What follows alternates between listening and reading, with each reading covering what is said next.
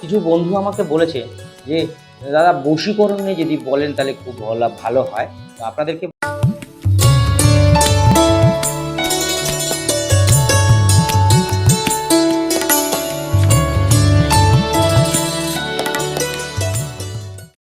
Hello বন্ধুরা, আড্ডা ওই দীপক সাথী চ্যানেল থেকে দীপক সাথী আবারও আপনাদের সাথে কাছে পাশে আছে থাকবে। কোনো একটা নতুন গল্প নিয়ে আজকে আবারও আপনাদের সাথে করব। আপনারা আমার সাথেও গল্প করতে পারেন কমেন্ট বক্সে লিখে। কী ধরনের সমস্যা আপনার আছে, কী ধরনের গল্প আপনি পছন্দ করেন আপনারা জানাবেন। তো কিছু বন্ধু আমাকে বলেছে যে, দাদা বশীকরণ নিয়ে যদি বলেন তাহলে খুব ভালো হয়। তো আপনাদেরকে বলব যে বশীকরণ ব্যাপারটা অনেকে মনে করছে হয়তো এই পাশের বাড়ি হয়তো কাউকে পছন্দ হয়েছে, বা রাস্তা থেকে যেতে যেতে একজনকে পছন্দ হয়েছে তাকে বশীকরণ করব। যে কাউকে বশীকরণ করা যেতে পারে, ভুল ধারণা। আপনার সাথে যার সম্পর্ক রয়েছে অনেক বহুদিনের এবং দুজনের মধ্যে কথোপকথন হয়, তাদের সাথে বশীকরণ করা সম্ভব। ধরুন স্বামী স্ত্রীর মধ্যে বশীকরণ হবে।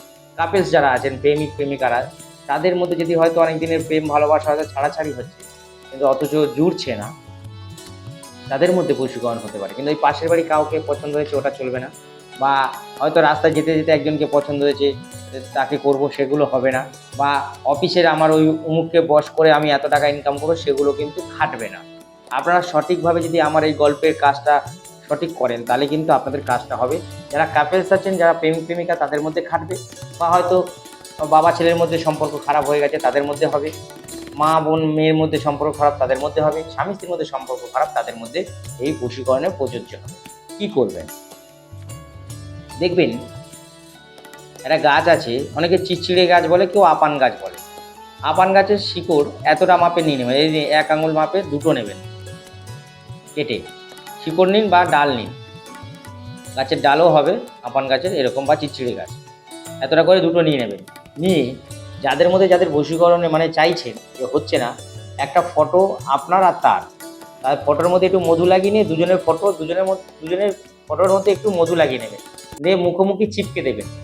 দিয়ে ওই আপান গাছের যে শিকড়টা এত বড় বা ডালটা নিলেন, সেটা ওই ফটোর মধ্যে দিয়ে লাল আর সবুজ সুতো দিয়ে বেঁধে দেবেন।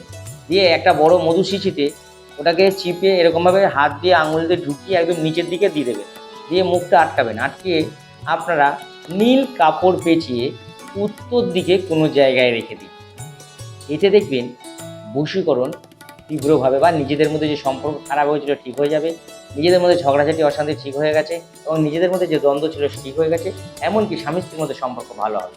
যারা বশীকরণ করতে চাইছেন, যেগুলো বললাম সেইভাবেই করবেন। যে পাশের বাড়ি কাউকে বা রাস্তায় বা অফিসে কাউকে পছন্দ এরকমভাবে হবে না।